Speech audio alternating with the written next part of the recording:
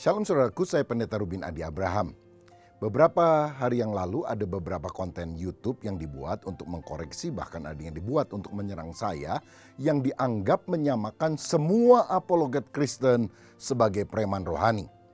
Dan komen dari para netizen itu banyak yang kasar, memaki-maki dan sebagainya. Melihat itu saya sebetulnya tertawa sekaligus prihatin dan sedih. Karena banyak orang berkomentar tentang cuplikan khotbah yang dilepas dari konteksnya. Saya jelaskan. 2 Oktober 2022 yang lalu saya berkhotbah di jemaat lokal di Bandung dengan durasi 46 menit. Saudara bisa lihat di YouTube resmi dari gereja kami, GBI Battle. Judul khotbahnya adalah Kuasa Injil Kristus. Saya menyampaikan 3 poin. Yang pertama, Injil menyelamatkan orang percaya. Yang kedua, Injil menyatakan kebenaran Allah. Ketiga, Injil memimpin hidup dalam iman. Nah, di poin kedua, yaitu menit ke-31 dan selanjutnya dari khotbah itu, saya menyebutkan bahwa dalam penginjilan kita harus menyatakan kebenaran dengan menjawab kesalahpahaman. Lalu saya memberikan contoh tuduhan yang seringkali diberikan kepada orang-orang Kristen dari pihak luar. Misalnya Allah orang Kristen itu 3 katanya. Ini berkaitan dengan Tritunggal. Atau Allah beranak, mana bisa.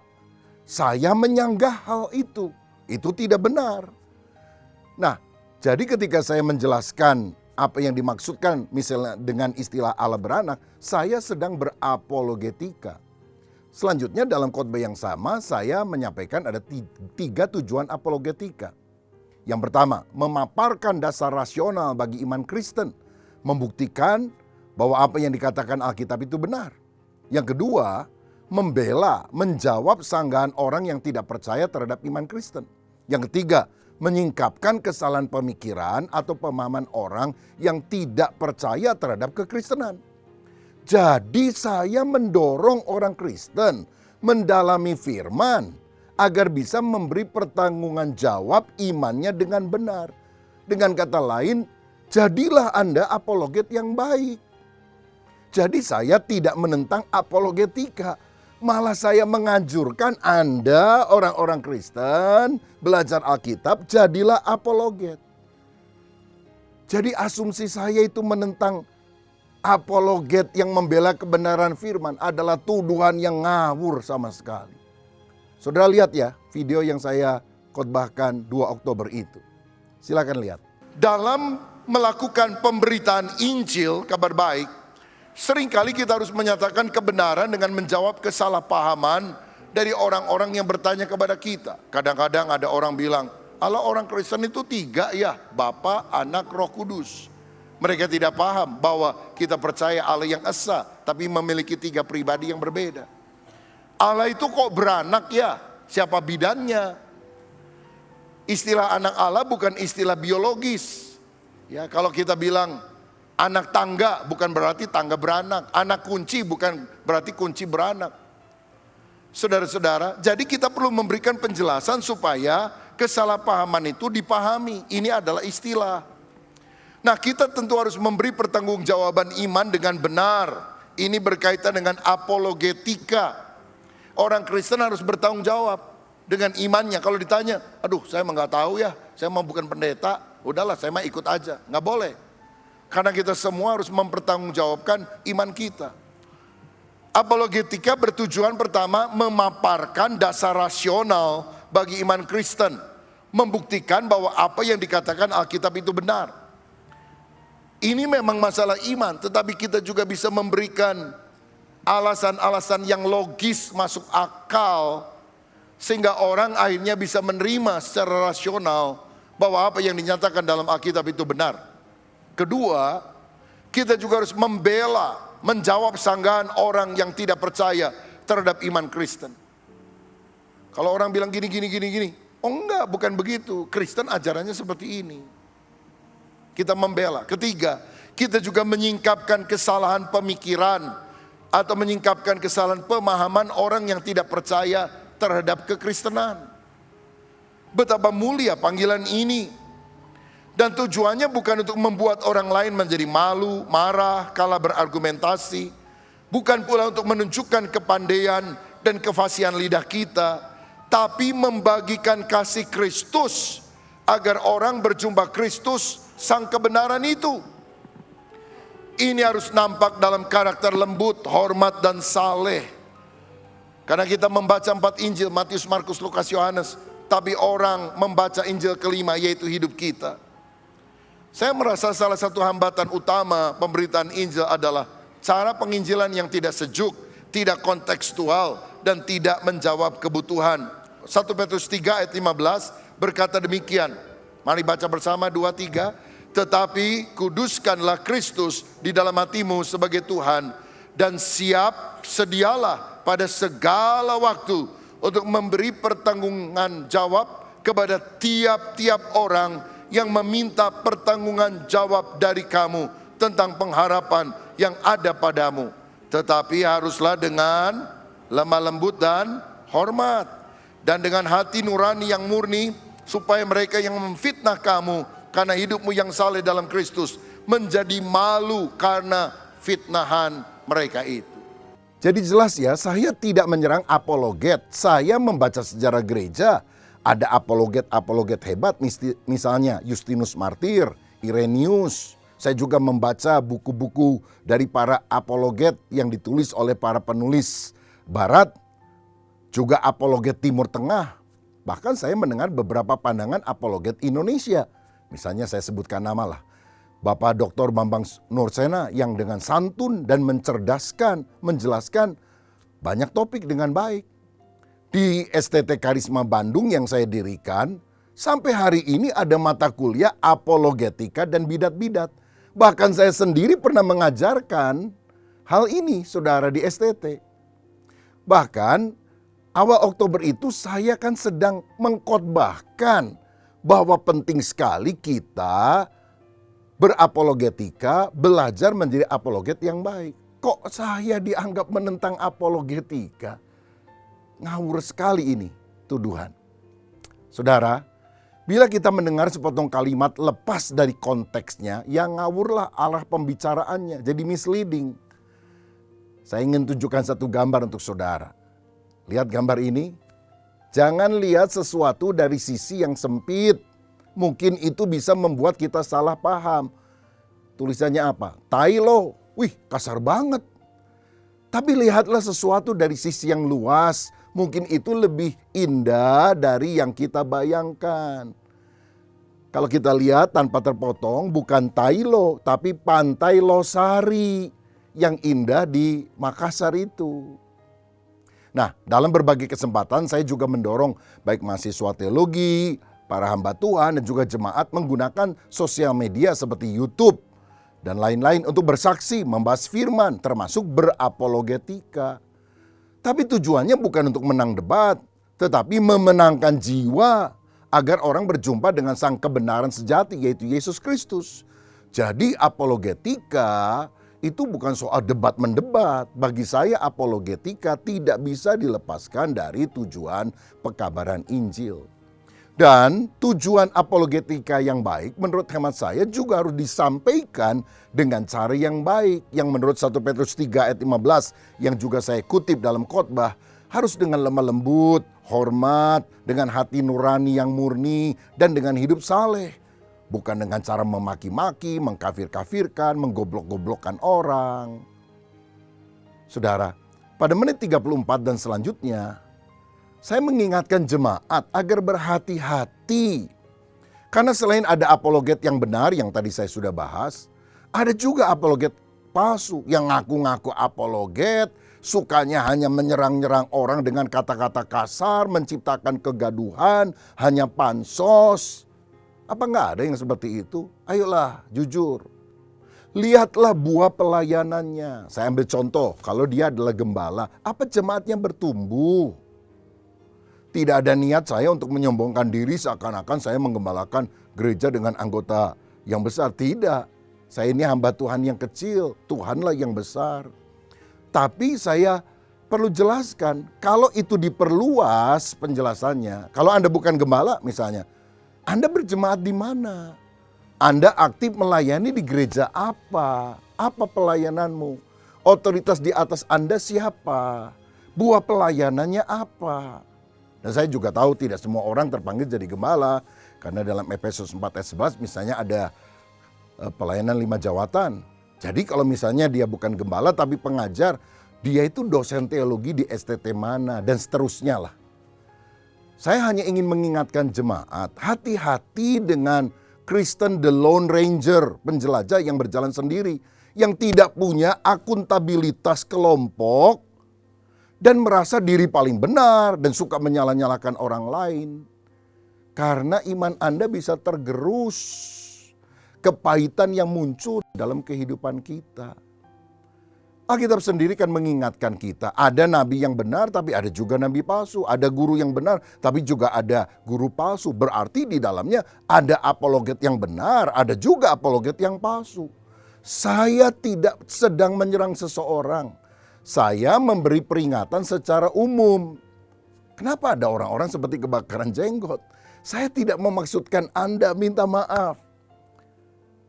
Kebanyakan saya juga belum mengenal Anda, belum pernah dengar bahasannya. Mohon maaf kalau misalnya merasa saya menyinggung. Karena saya tidak sedang menyerang apologet. Saya menghargai, saya salut, saya mendorong bahkan lebih banyak muncul apologet-apologet Kristen yang baik. Tapi saya sedang mengecam apologet gadungan. Mungkin saudara bilang, tapi pendeta yang nggak benar juga ada. Memang saudara, selain ada nabi palsu, guru palsu, apologet palsu, ada pendeta yang benar. Tapi pendeta yang palsu juga saya rasa ada. Matius 7 ayat 21 misalnya, kan Alkitab sudah mengingatkan kita, bukan setiap orang yang berseru kepada Tuhan, kepada dia, Tuhan, Tuhan akan masuk ke dalam kerajaan sorga.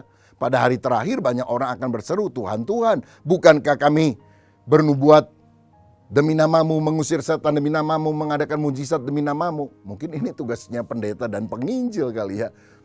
Tapi Tuhan kan berterus terang, aku tidak pernah mengenal kamu, enyahlah daripadaku kamu sekalian pembuat kejahatan. Jadi pasti ada juga pendeta penginjil yang palsu. Siapa mereka? Konteks Matius 7 itu ayat sebelumnya, jangan lepaskan dari konteksnya. Ayat 15. Waspadalah terhadap nabi palsu yang datang kepadamu dengan menyamar seperti domba, tetapi sesungguhnya mereka adalah serigala yang buas. Jadi Yesus menggunakan kata yang keras, serigala yang buas. Dia juga pernah gunakan teguran dengan kalimat yang keras, ular beludak. Nah, saya menyebutnya apologet gadungan itu preman rohani. Saya tidak bermaksud untuk menyerang apologet sejati. Saya sedang berada di pihak apologet sejati yang mempertahankan kebenaran. Nah, bagaimana cara kita membedakan yang asli dan palsu? Ayat 16, ayat berikutnya. Dari buahnya lah kamu akan mengenal mereka. Itulah yang saya sebut sebagai lihat track recordnya. Lihat buah pelayanannya. Apakah ada buah roh kasih, sukacita, damai sejahtera, kesabaran, kemurahan, kebaikan, kesetiaan, kelemah lembutan, penguasaan diri. Coba kita lihat video yang kemudian jadi viral itu. Orang yang mengaku diri apologet, menggunakan ayat-ayat Alkitab untuk menyerang hamba Tuhan ini, menyerang hamba Tuhan ini, menyalahkan dan sebagainya. Dan saya mau bilang saudara, orang yang kita nggak pernah kenal, yang bukan siapa-siapa, yang nggak ada track record prestasi pelayanannya apa sih? Jemaatnya berapa sih? Buah kehidupannya apa sih? Supaya dia mau pansos gitu ya, pancat sosial, maka dia akan nyerang hamba Tuhan yang dikenal.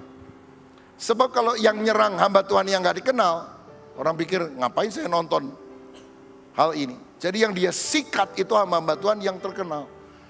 Jadi seringkali di YouTube itu malah terjadi perbantahan. Mereka bilang apologet. Menurut saya bukan, preman rohani saudara. Karena Alkitab jelas bilang, harus dengan lemah lembut dan hormat, dengan hati nurani murni. Tuhan memanggil kita bukan untuk menang debat, tapi untuk memenangkan jiwa. Menang debat bisa, tapi jiwa tidak akan tertarik dengan kata-kata kita yang kasar, yang menjatuhkan, mempermalukan. Tuhan memakai kita yang telah membenarkan kita menjadi orang-orang yang juga membawa berita yang benar kepada dunia ini.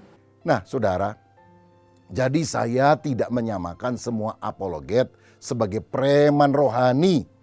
Tapi waspada terhadap apologet gadungan yang saya sebut dengan istilah preman rohani. Jangan tersinggung kalau saudara apologet sejati, karena saya tidak memaksudkan Anda. Nah, di video yang sama saya bicara tentang hambatan penginjilan, cara penginjilan yang tidak sejuk. Lalu saya mengutip 1 Petrus 3 ayat 15 bahwa kita harus mempertanggungjawabkan iman, memenangkan jiwa, memberitakan kabar baik. Tapi sekali lagi dengan cara lemah lembut, hormat, dengan hati nurani murni dan hidup saleh. Kan ini konteksnya pemberitaan Injil, itulah judul khotbah saya. Supaya ini menjadi jelas. Satu hal yang saya perlu tambahkan, seringkali ketika membahas pendeta aliran Pentakosta dan karismatik, muncul asumsi bahkan tuduhan bahwa para pendeta itu mengambil semua persepuluhan, merampok, memperkaya diri dan sebagainya. Saya ambil contoh ya, di gereja yang saya gembalakan, semua persembahan, persepuluhan, persembahan pembangunan, diakoni atau apapun semuanya, semua masuk ke kas gereja, dikelola oleh tim keuangan, para bendahara, pembukuan, auditor dan sebagainya. Pendeta dan para full timer gereja itu mendapat bagian atau honor bulanan yang diatur dengan baik. Gak makan semua uang perpuluhan, saudara. Bahkan di sinode kami kita telah mendapatkan ISO untuk tata kelola yang baik di bidang kesekretariatan maupun keuangan di dalamnya. Yang diperiksa oleh eksternal auditor. Sehingga kita punya akuntabilitas dalam lembaga di mana kita bernaung. Kita juga orang yang takut akan Tuhan, saudara. Bahkan di sinode kami sendiri ada buku misalnya pengajaran dasar GBI tentang doktrin-doktrin apa yang kita percaya dan kita pegang teguh. Sikap teologis GBI untuk membahas topik-topik yang aktual. Kita bisa melihat bagaimana sikap terhadap tentang Allah Tritunggal, tentang keselamatan, tentang persepuluhan, dan macam-macam hal, saudara. Ya, mungkin saudara tidak tahu akan hal tersebut. Bahkan di akun YouTube resmi dari gereja lokal kami, GBI Bethel, ada ratusan khotbah yang saya sudah sampaikan. Yang didengar masing-masing khotbah itu ada oleh ribuan, puluhan ribu, bahkan oleh ratusan ribu orang. Dan kami tidak memonetize, kita nggak dapat uang dari YouTube loh saudara. Ini adalah pelayanan murni pemberitaan Injil. Kita nggak mata duitan. Tapi bagi Anda yang mau memonetize akunnya, ya silahkan saja, itu hak Anda. Dan tidak perlu kebakaran jenggot seakan-akan saya menyerang Anda tentang hal itu. Saya hanya ingin memberitahukan bahwa YouTube kami tidak dimonetize itu saja. Dan kalau Anda jujur, silakan cek khotbah-khotbah saya. Ada ratusan di sana. Apa saya suka menyerang orang? Atau mengucapkan kata-kata kasar? Apa saya selalu khotbah tentang uang? Ataukah saya menyampaikan firman dengan cara yang seharusnya, dengan beragam topik dan tema supaya jemaat dibangun? Sebagai penutup, izinkan saya menyampaikan beberapa pesan ini. Tolong jangan lepaskan kalimat dari konteksnya. Anda akan gagal paham. Pahami apa yang disampaikan secara utuh, jangan sepotong-sepotong, sehingga akibatnya memberikan komentar yang misleading. Yang kedua, jika berbeda pendapat, janganlah menyerang pribadi, tapi seranglah pandangannya yang Anda tidak setuju. Gunakanlah kata-kata yang baik, yang beretika, bukan komen yang memaki-maki, karena saya rasa itu bukan ajaran Yesus Kristus. Yesus pernah marah, pernah menggunakan kata yang keras, pernah. Tapi nggak selalu, saudara. Kalau selalu modelnya begitu, apa benar kita murid Yesus? Marilah kita menjadi orang Kristen yang benar, dan jangan berpendapat bahwa hanya pendapat Anda saja yang paling benar. Yang lain salah. Siapa tahu sebetulnya kita yang salah memahami hal tersebut. Ya, kita tidak ada yang sempurna lah, saudara. Kita semuanya bisa salah dan kita harus terus belajar dan memperbaiki diri. Yang ketiga, bagi yang menghina, menyalahpahami, bahkan memaki saya, baik dengan ucapan maupun dengan ketikan di sosial media, pada Anda tidak tahu itu kalimat yang dilepas dari konteksnya. Saya memaafkan dan mengasihi Anda. Dan yang keempat, yang lebih penting, Mari beritakan Injil dengan kasih. Itu lebih penting daripada berpolemik yang tidak perlu. Dan yang terakhir, mari kita menjadi pendeta, pengajar, apologet, jemaat yang baik, yang takut akan Tuhan, yang taat kepada firman-Nya. Karena kita semua harus mempertanggungjawabkan seluruh hidup kita kepada Tuhan pada hari penghakiman. Demikian penjelasan saya. Kalau ada hal yang kurang berkenan di hati saudara, saya mohon maaf. Tapi kiranya ini menjadi jelas bagi kita sekalian. Tuhan Yesus memberkati. Shalom.